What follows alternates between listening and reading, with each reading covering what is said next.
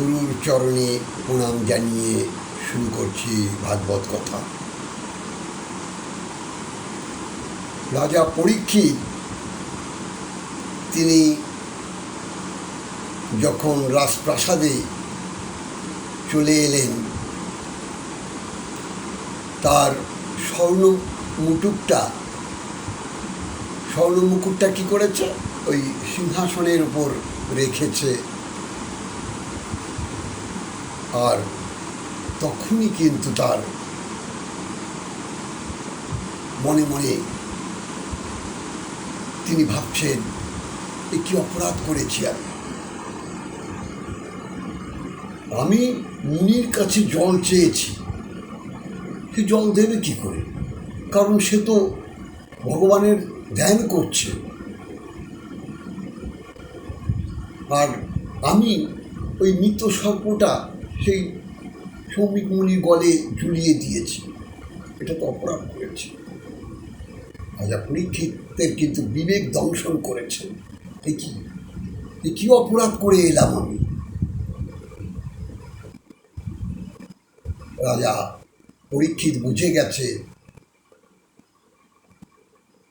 এর ফল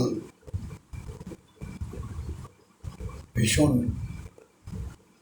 ভয়ানক। চারিদিকে চাউর হয়ে গেল, গোটা পৃথিবী এই কথা পৌঁছে গেল যে রাজা পরীক্ষিত ব্রহ্মশাপগ্রস্ত। রাজা পরীক্ষিত সৌমিক মুনির পুত্র শৃঙ্গী তাকে অভিশাপ করেছে 7 দিনের মধ্যে তক্ষক দংশনে তার মৃত্যু।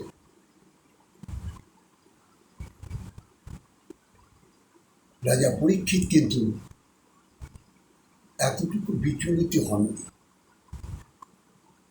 কারণ তিনি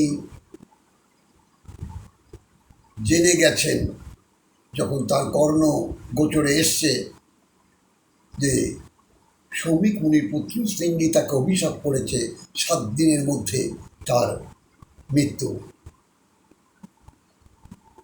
তিনি তার কর্মফল বুঝে গেছে। তাই তার বিবেক দিয়ে তিনি বুঝেছেন যে আমি যে কর্ম করেছি তার ফল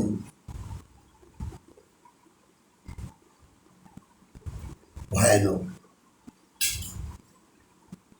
তথাপিও তিনি বিচলিত হননি, কারণ যে জন্ম যখন হয়েছে মৃত্যু তো অনিবার্য। বিবল কি অপূর্ব দেখুন, জন্ম যখন হয়েছে মৃত্যু তো অনিবার্য, তো মৃত্যুর ভয় রাজা পরীক্ষিত কিন্তু বুঝে এই 7 দিন এমন কি কর্ম করা যায়, এই 7 দিন এমন কি কর্ম করা যায় যে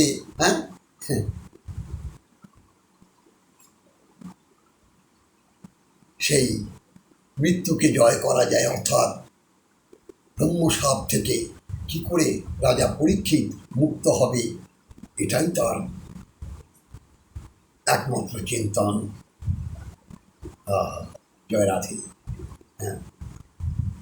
অপরাধ করে, অন্যায় করে আমরা কিন্তু সে কথা অনেকক্ষণ সময় চিন্তাই করি না, কিন্তু দেখুন যারা জ্ঞানী তারা কিন্তু সদা সর্বদা তাদের জ্ঞানীর দ্বারা তারা ন্যায় অন্যায়টা বুঝতে পারে।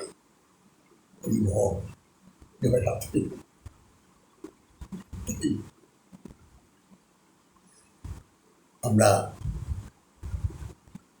ন্যায়ের পথে চলার চেষ্টা করব, আর অন্যায়ের সঙ্গ ত্যাগ করব। এখান থেকে আমরা বুঝতে পেরেছি যে না, জন্ম হলে মৃত্যু অনিবার্য, 2 দিন আগে আর 2 দিন পরে। জয় রাধে, জয় নিতাই। আজ এখানেই বিশ্রাম দিলাম, আবার আগামী পর্বে আমরা আবার এই পথে কথাগুলো সুন্দর করে আমরা শ্রবণ করবো। জয় রাধে, জয় নিতাই। আপনারা ভালো থাকুন, মঙ্গলে থাকুন। জয় রাধে, জয় নিতাই।